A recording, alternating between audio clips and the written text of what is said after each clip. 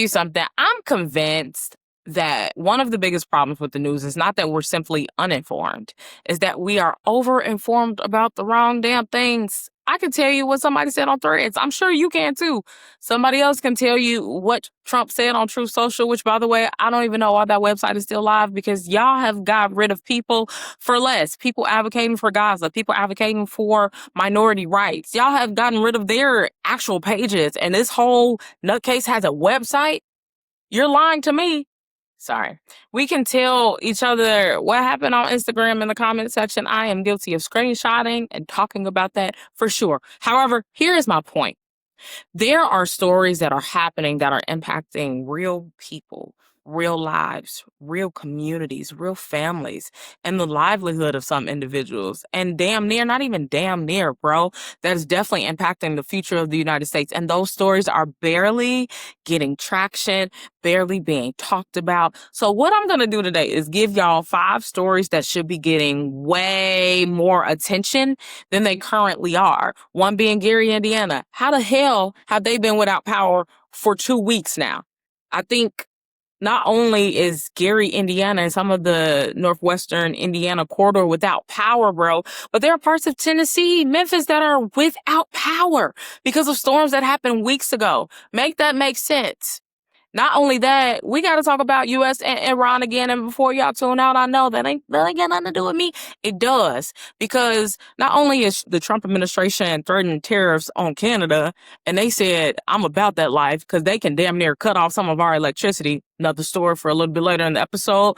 But also, the Trump administration is threatening to put sanctions not only more against Iran, but the countries helping Iran, which are used to be some of our allies and some of the folks that we do exporting and importing with. Y'all, that price tag usually impacts us. It trickle down economics. That shit trickles down to us for us to freaking pay. So, in today's Ashley Please episode, we're going to talk about 5 stories that should be more louder, that should have more visibility than they currently do. Welcome to Ashley Please, the podcast where I talk about politics the same way I do in the group chat. My name is Ashley Munson, and every week we unpack the headlines, make sense of the nonsense, and explain how government actually works. And at the end of each episode, we give out an Ashley Please award to somebody that collectively made us say, girl, what are you doing? This is part civics class, part podcast, and fully unhinged. Let's get into it.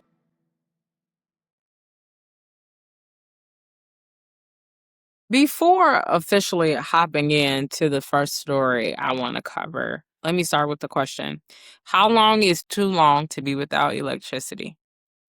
Think about it. A day? 2 days? A week? I went without electricity for a few hours before, and it drove me insane. Try 12 days, because that's what families in Gary, Indiana are experiencing. On August 11th, the retro, which is a widespread, long-lived straight-line tornado that is associated with a complex, severe thunderstorms, basically just a crazy-ass storm, right? Hit through Gary and other parts of northwest Indiana and left customers of NIPSCO, which is the electricity utility out that way, about 38,000 plus customers without electricity. And there are still thousands of people in that area without electricity. Now, while the utility is trying to come back up to service and restore, I heard ComEd from Illinois is trying to help out, basically got some service lines and things up before NIPSCO. That's the mayor, Mayor Melton basically was like, 12 days is too long. Y'all need to figure this out, which I agree. The governor is calling for an investigation into NIPSCO, why it took so long, what is actually happening. So all that is happening. That's the logistics. But here are my thoughts as someone trying to put myself in their shoes. 12 days without electricity means throwing away probably everything in my refrigerator.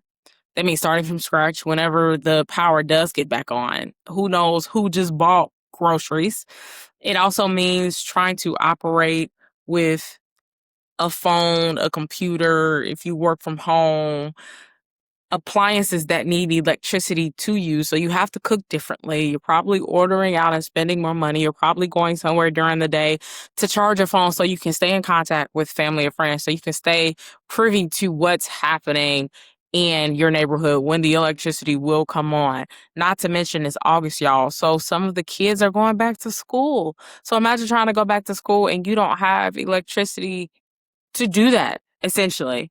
My other questions are, is this because Gary is a predominantly Black area? I wonder if this was Cherville or other predominantly white areas in Indiana with this would have been faster. Now, it is true, climate has been very interesting this year. I mean, in Illinois alone, we are now the tornado capital of the world in 1 year. Crazy work.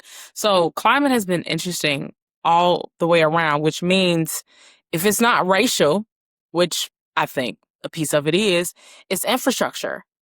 Do we have the infrastructure to deal with some of the severe weather that is happening? We've had hella rain, hella floods, all parts of Chicago. FEMA should just give everybody a check at this point. Is our infrastructure prepared? I know the answer to this.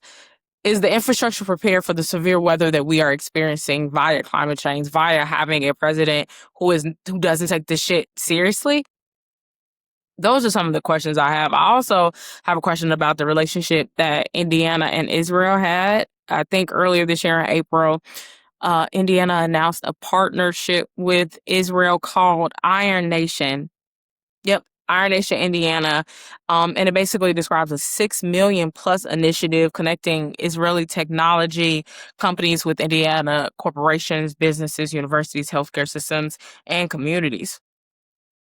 We can study some of the states that also have relationships with Israel. My point is, y'all just made this announcement in April.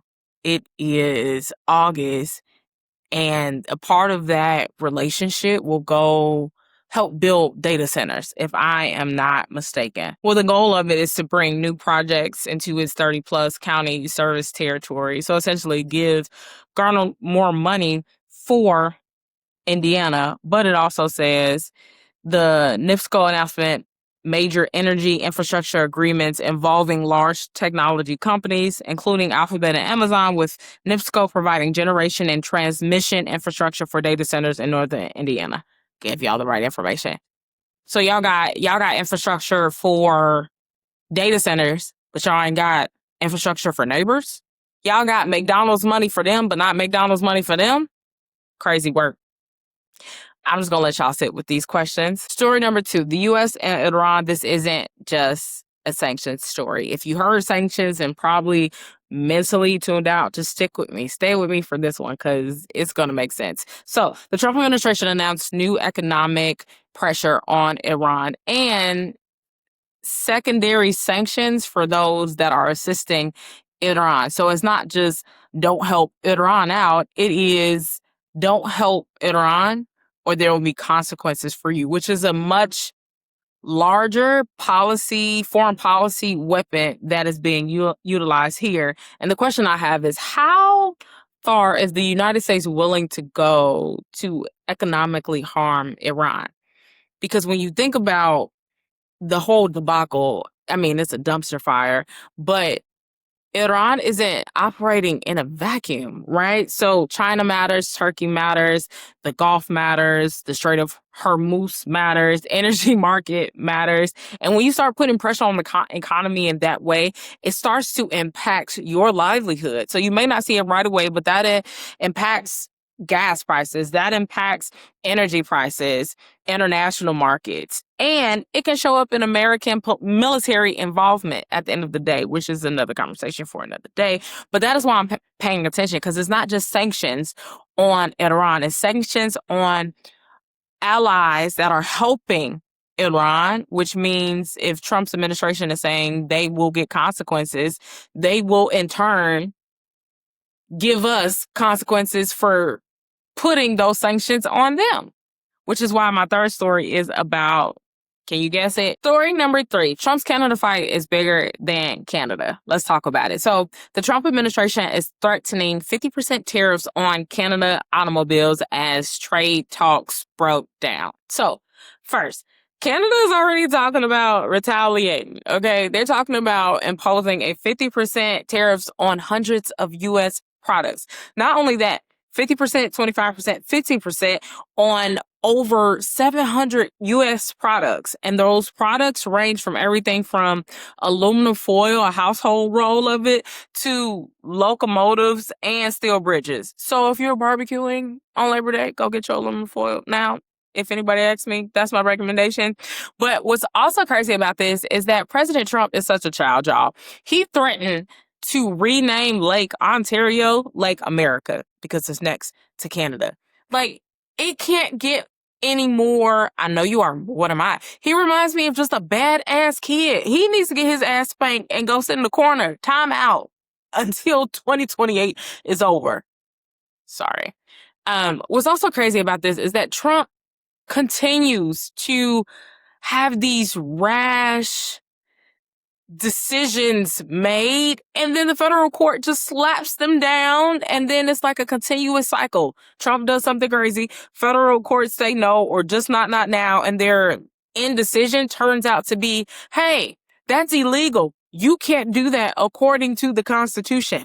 But Trump keeps going, and he's not even worried about the high legal costs that this will put on the White House, as he still has a lot of other stuff going on. So those are some points that stick out to me. But back to the tariffs. I know when people hear tariffs, they hear economic nerd. But no, fam, this is your money, because Canada and the United States are integrated or intertangled economically, at least when it comes to manufacturing and automobiles. So when the United States puts a giant tariff on Canadian automobiles, the question is, who's paying? Because at the end of the day, tariffs get misunderstood.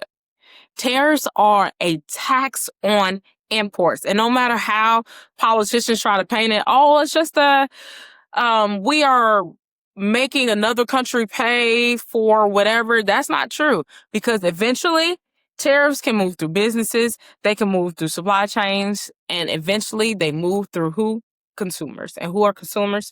We are. So the question I want to ask is, how much more is America willing to pay for political leverage? Because at this point, we should be revolting like France. And I keep saying that, and I really 100% mean it now, if not a year before.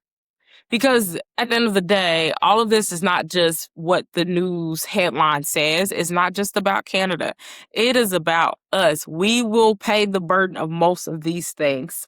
And eventually, something that sounds like it's solely foreign policy eventually becomes your household budget. Story number 4, Chicago property tax problem is not going away.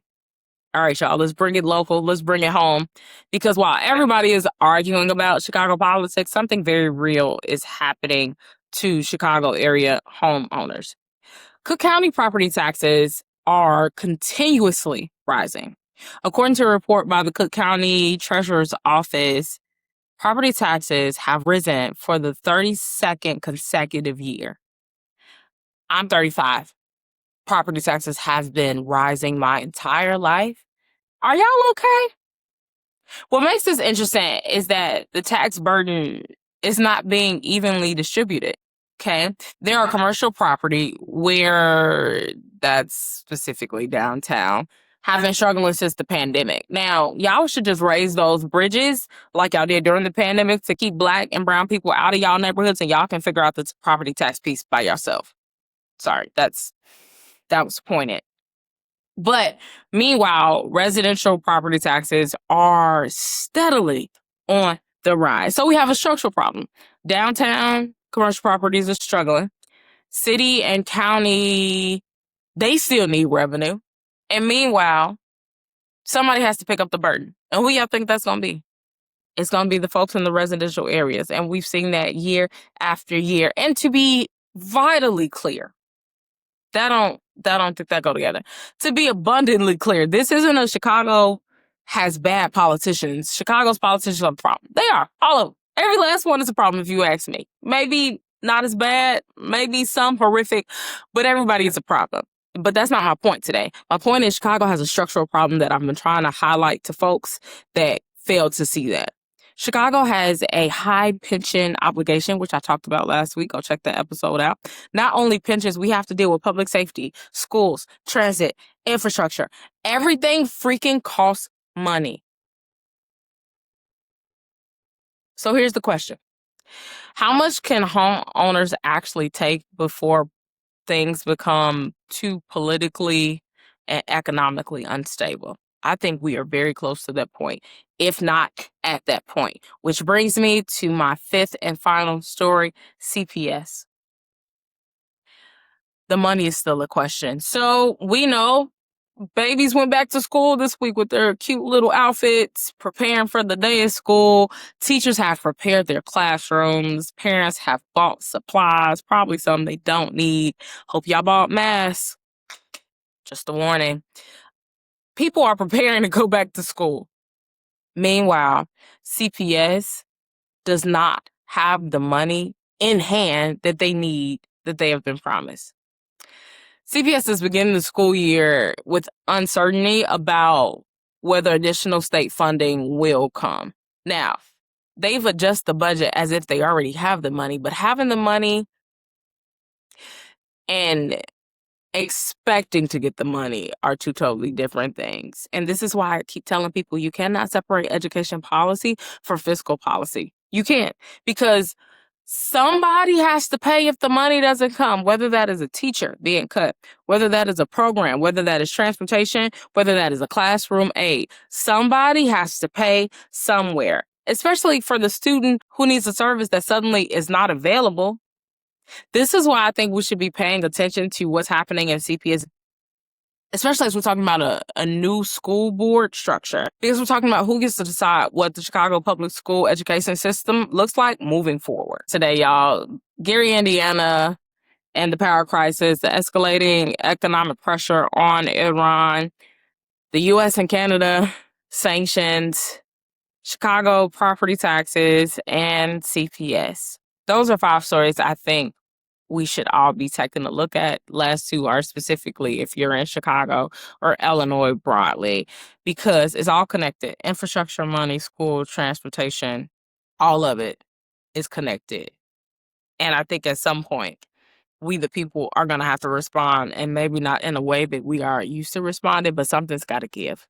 This Ashley Please award for the week goes to Trump. I have a few other examples, but you wanting to rename Lake Ontario Lake America is by far the childish thing that I have heard a president do. Your call to action for the week is to Google the stories I'm talking about. Read more than articles. I know this administration is trying to get away from peer review journals and people that actually do the research that would have the data points to support what they're saying. I am pushing back against all of that. Find a peer review article on climate change. Find a peer review article on CPS and funding. And I know eventually we're going to have to talk about Chicago's Teachers Union and some other unions that play a part in the Chicago landscape. But in the meantime, find real information, credible information by credible sources so you can understand what's happening. And I will do my best to regurgitate that information as we continue with this Ashley Please podcast. This has been Ashley with Ashley Please. Do something with what you just learned.